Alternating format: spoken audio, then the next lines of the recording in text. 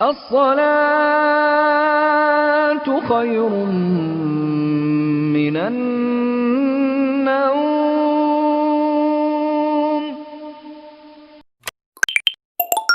لا إله الله الملك الحق المبين محمد رسول الله صادق الوعد الأمين لا إله إلا الله الملك الحق المبين محمد رسول الله صادق الوعد الأمين لا إله إلا الله الملك الحق المبين محمد رسول الله صادق الوعد الأمين يا نبي سلام عليك يا رسول سلام سلام عليك يا حبيب سلام عليك صلوات الله عليك يا نبي سلام يا رسول سلام سلام عليك يا حبيب سلام عليك صلوات الله عليك.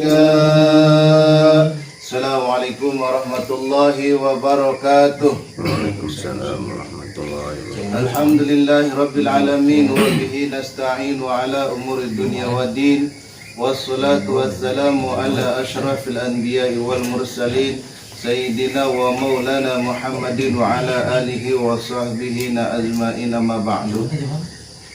Pertama-tama marilah kita panjatkan puja dan puji syukur kita kepada Allah Subhanahu wa taala, yang mana Allah Subhanahu wa taala tidak pernah henti-hentinya, tidak pernah bosan-bosan memberikan kita kenikmatan, ya. Di antaranya nikmat iman wal Islam, nikmat sehat wal afiat. Ini adalah nikmat yang paling terbesar. Bagaimana mungkin kita bisa merasakan lezatnya kopi kalau kita punya asam lambung sakit? Bagaimana mungkin kita bisa melihat alam dunia ini kalau kita nggak bisa melihat? Bagaimana mungkin kita berinteraksi dengan baik kalau kitanya tidak diberikan berbicara oleh Allah Subhanahu wa taala? Bagaimana mungkin kita bisa berjalan ke sana ke sini tanpa Allah sempurnakan kedua kaki kita? Ya, bagaimana mungkin kita bisa ngambil gorengan, ngambil kroket, ya, kalau kita tangannya dihilangin sama Allah? Kok bisa? Ya bisalah. Banyak kok orang di luar sana yang ada kakinya. Ada kok orang yang dikasih pembicaraan gagu. Ada kok orang yang nggak bisa mendengar.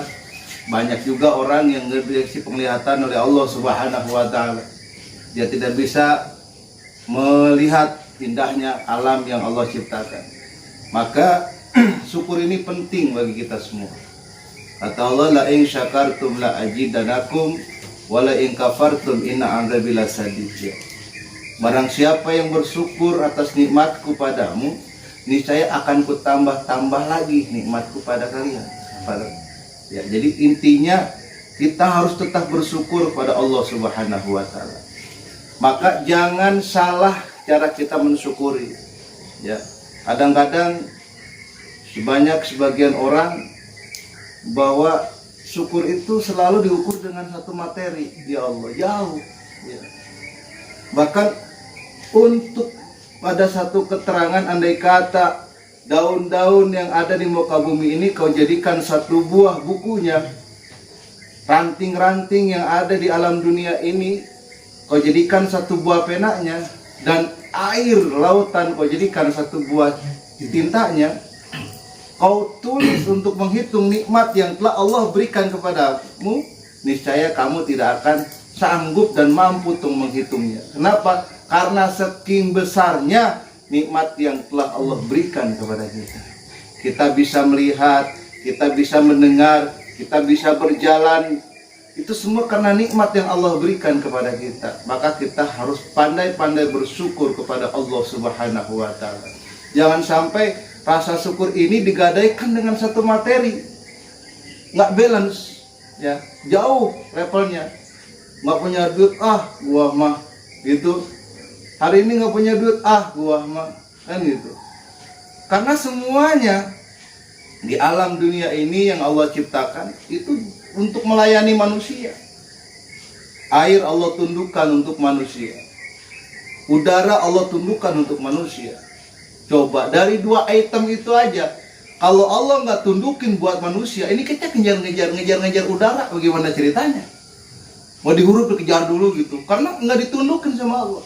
Karena udara ditundukin sama Allah untuk manusia, maka kita bebas. Kayak air, ini air ciptaan Allah.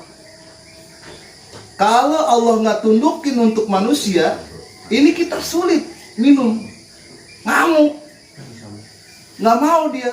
Karena ditundukin sama Allah untuk manusia, maka air ini tenang dan bebas kita meminumnya. Sementara air itu adalah sumber kehidupan buat kita semua.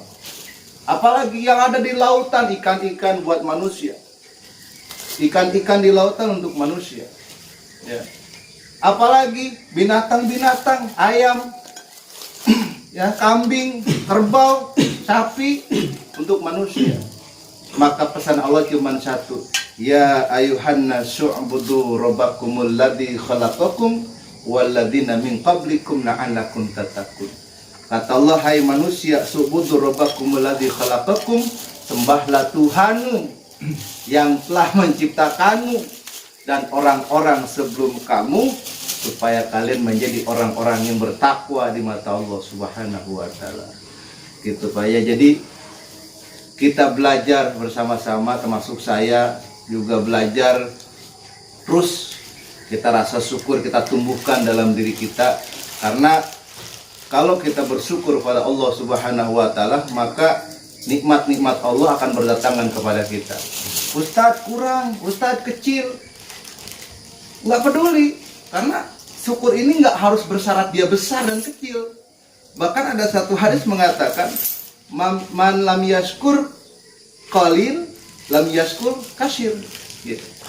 Barang siapa yang tidak bersyukur atas nikmat yang kecil, bagaimana mungkin dia bisa bersyukur dengan yang besar, begitu Pak. Jadi dari berkecil dulu kita awali bersyukur. Hari ini kita dapat rezeki kurang menurut kita, kita syukuri. Nanti dengan itu akan berdatangan sesuatu yang besar.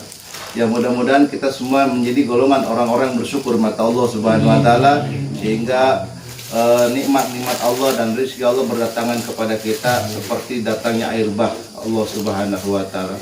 Salat beriringkan salam semoga senantiasa tercurahkan kepada junjungan alam, yakni Habibana wa Syafina wa Maulana Muhammad sallallahu alaihi wasallam, kepada para keluarganya, para sahabatnya, para tabi'in dan tabiatnya hingga sampai kepada kita selaku umatnya yang tetap setia menjalankan sunnah-sunnahnya. Bapak-bapak, para pejuang subuh yang dirahmati Allah Subhanahu wa taala, lagi-lagi saya mengingatkan tentang pentingnya kita menjaga niat. Karena ada satu hadis yang mengatakan innamal amalu binniyat. Sesuatu itu terjadi karena niat, ya. Salah niat, salah kesananya, ya. Maka kita harus betul-betul niat karena Allah Subhanahu wa taala. Kalau kita bicara definisi dunia, apa itu definisi dunia? Ya. Tidak sedikit hadis-hadis dan keterangan-keterangan yang mendefinisikan dunia. Apa itu dunia? Ya. Semuanya dunia itu terlaknat. Ada yang namanya hubu dunia, ada yang cinta dunia. Ya. Kita cari uang berlebihan jadi hubu dunia. Kita sholat, ya kita nyari uang nggak sholat juga kita cinta sama dunia. Takut mati juga cinta sama dunia. Apa itu dunia? Gitu kan. Kita punya motor juga hisabnya ada, gitu. Ya. Jangankan punya Fortuner, punya gadget 100 aja dihisab, gitu. Punya motor dihisab, punya gelas dihisab, apalagi NW, wah habisnya digusur. Ya. Jadi apa itu dunia? Bahkan ada satu hadis, ada satu keterangan bahwa seluruh dunia ini yang ada ini terlaknat semua. Jadi dunia ini terlaknat kecuali yang ditunjukkan untuk Allah Subhanahu wa taala. Ya kita sholat di kayak tadi sholat subuh begitu ya. Kalau kita cuman pengen dipandang sama orang, kan gitu. Ini kan urusan hati nih, ya. Yang tahu kita. Kayaknya gue tuh pakai sorban pantas banget dilihat sama orang kan? Pura-pura ya cincin agak gede dikit lah. Ya tasbih gantung-gantung di sini biar kelihatan alim.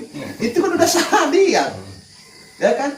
Maka ada satu hadis menerangkan kata baginda Nabi, ada perkara urusan-urusan ibadah akhirat, tapi dia menjadi pahala-pahala dunia.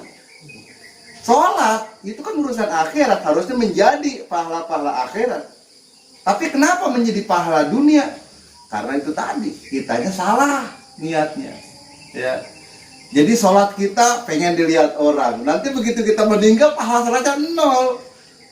Ya, iman protes. Ya Rob, mana saya? Tonggang, ya, pahala sholat saya nggak ada. Apa kata Imam bin Bulan? Gitu, waktu di dia engkau sholat pengen kelihatan sama makhlukku. Pakai sorban, penyengser-nyengser sorban. Ya, pengen dilihat sama makhlukku. Engkau sudah dapat itu. Gitu kan. Tapi engkau tidak dapat pahala di hadapanku, ya Allah. Ya. Jadi gitu Pak. Penting niat ini supaya kita tidak salah. Dan kata Nabi ada perkara-perkara dunia, malah dia menjadi amalan-amalan akhirat. Pahala jadi pahala akhirat. Kayak kita bersihin jalan, ya, nyapuin jalan itu kan fisik gitu deh. Bersih itu fisik, urusan-urusan dunia, tapi dia menjadi pahala akhirat karena membersihkan itu dia tidak lihat siapa-siapa, yang dilihat hanya Allah Subhanahu wa taala. Nah, maka ini sebagai tolak ukur bagi saya pribadi ya. Kalau kita melakukan satu buah kebaikan nih, kemudian di tengah-tengah perjalanan itu ada seseorang yang mengecewakan kita rubah. Misalkan tadinya kita sering nyapuin jalan, tahu ada yang ngomong, "Bang, itu jalan udah gericin, masih disapuin aja, permak kenapa bang begitu." Lalu kita kesel, kan? Besoknya kita nggak melakukan itu lagi. Itu jelas bahwa melakukannya sesuatu itu kita masih pengen dilihat manusia. Kita masih lihat manusia. Tapi kalau kita yang lihatnya Allah Subhanahu wa taala, mau dipuji, mau dilihat, mau nggak dilihat, harusnya stabil. Itu tolak ukurnya, Pak. Ya.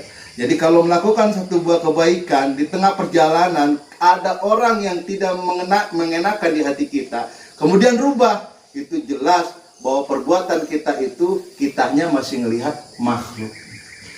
Tapi kalau melihatnya Allah, mestinya stabil. Ya, mau dihujat, mau enggak, kan gitu. Mestinya stabil. Nah, itulah bentuk ikhlas. Nah, Bapak-bapak rahmati Allah Subhanahu wa taala, itulah penting kita menjaga niat supaya kita semua menjadi hamba-hamba yang tidak salah akan niat itu sendiri ya. Jangan sampai kita merasa ibadah sholat siang dan malam ya, kemudian begitu kita pulang kepada Allah Subhanahu wa taala kita nggak punya pahala ibadah kita. Karena kenapa? Kita kurang menjaga niat kita kepada Allah Subhanahu wa taala. Kita sholat jalannya kita pengen dilihat orang, kita ngaji jalannya kita pengen dilihat orang, apalagi ada jahil majanda herang kita muter di rumahnya biar disebut rajin ibadah kan gitu. Nah, kalau kita seperti itu, maka urusan-urusan akhirat akan menjadi pahala-pahala dunia. Maka di hadapan Allah kita sangat merugi, kita tidak ada ganjaran pahala dari Allah Subhanahu wa taala. Mungkin cukup sekian untuk pada pagi hari ini. Semoga Allah Subhanahu wa taala pertama menjadikan kita hamba-hamba yang bersyukur pada Allah Subhanahu wa taala. Yang kedua, semoga Allah Subhanahu wa taala senantiasa menjadikan kita makhluk-makhluknya yang selalu menjaga niat karena Allah Subhanahu wa taala.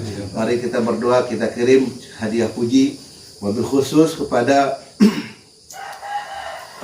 para pejuang subuh dan para donaturnya. Semoga Allah Subhanahu wa taala berikan keberkahan, berikan kesehatan lahir dan batin, dan semoga Allah berikan rezeki yang berlimpah ruah untuk bekal ibadah kepada Allah Subhanahu wa taala. Ila hadratin Nabi Muhammad